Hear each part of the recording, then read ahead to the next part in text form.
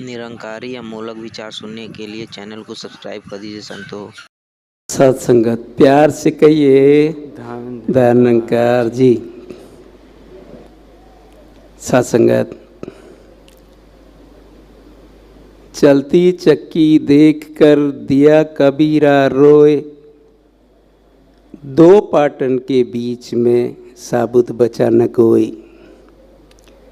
चक्की चले तो चलन दे पिस पिस आटा होए, जो दाना कीले से लगे बाल न बाका होए। सत्संगत ये जो कीला है ये स्थिर है, ये एक है, वाहिद है। जो इससे जुड़ जाता है उसका बाल भी बांका नहीं होता। सारा संसार दुख और सुख के दो पाटों में झूल रहा होता है, पिस रहा होता है।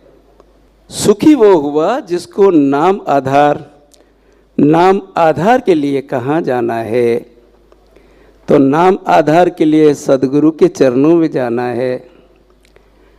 सदगुरु गुरसिक को इस निराकार से जोड़ देता है और ये निराकार से जुड़ के फिर से निराकार के गुण इसमें प्रवेश कर जाते हैं। ये फिर से चलायमान से हट के स्थिरता पर आ जाता है। जिस तरह से नदियाँ होती है, नदी होती है, वो कल कल करके बहती है, झरनों के रूप में बहती है, पत्थरों से टकराती है और इस तरह से वो विचलित रहती है जब तक वो बहते बहते समुद्र तक नहीं पहुंच जाती। जब वो समुद्र में जज्ब हो जाती है तो उसका नाम, उसका अस्तित्व समाप्त हो जाता है और वो समुद्र ही बन जाती है। जब वो समुद्र बन जाती है तो फिर वो उसमें शांति आ जाती है। फिर से वो उसी तरह से एक इस सागर से जुड़ करके और शांत हो जाती है और इस एक से जुड़ के फिर से स्थिर हो जाती है। अब उसकी सारी जो विक्षेपता थी, सारा जो हिलना डुलना था, सारी जो परेशानियां थी, वो सब समाप्त हो जाती है। कि जिस तरह से हम ट्रेन में बैठे होते हैं, ट्रेन खड़ी होती है, एक तरफ प्लेटफार्म होता है, प्लेटफार्म भी स्थिर होता है, दूसरी पटरी पर फिर दूसरी ट्रेन आ जाती है। दूसरी ट्रेन जब आ जाती है और फिर वो दूसरी ट्रेन जब चलती है, हम उससे जुड़े होते हैं तो अपने आप को चलते हुए महसूस करते हैं, सोचते हैं हमारी ट्रेन चल पड़ी। जब हम उससे जुड़े होते हैं तो चलायमान महसूस करते हैं। जब हम प्लेटफॉर्म को देखते हैं तो फिर वो स्थिर होता है, हमारी ट्रेन भी रुकी हुई होती है, फिर से हम स्थिर हो जाते हैं। तो जीवन में स्थिरता लाने के लिए हमें सदगुरु के चरणों में जाना होगा। सदगुरु के चरणों में जाकर के जिस तरह से हज़रत मोहम्मद साहब सल्लल्लाहु अलैहि वसल्लम ने अपनी रिवायत में लिखा, जिसका हाजिर नबी पर ईमान नहीं आता उसका खुदा पर भी ईमान नहीं आ सकता।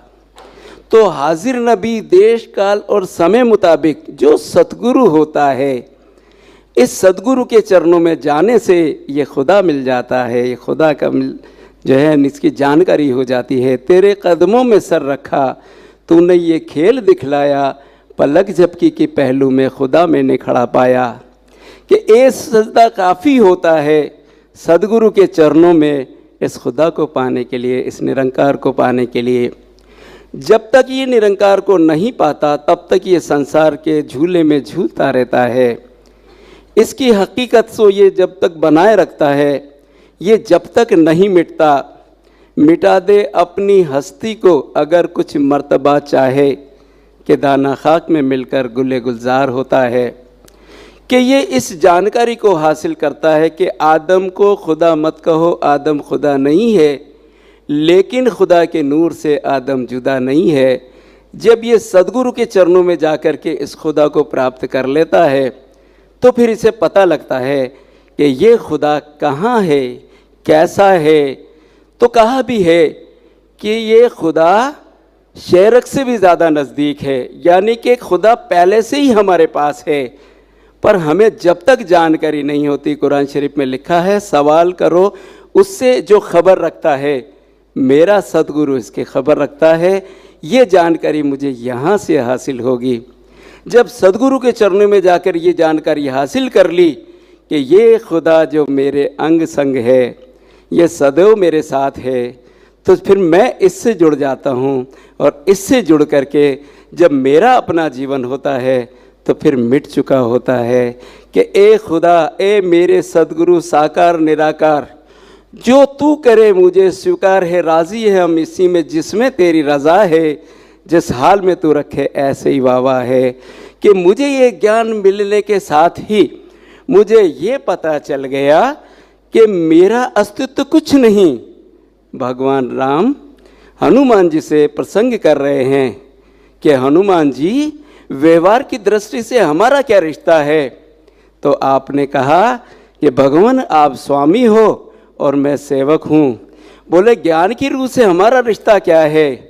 तो कहा कि राम ही राम है, हनुमान का कहीं अस्तित्व नहीं हुआ।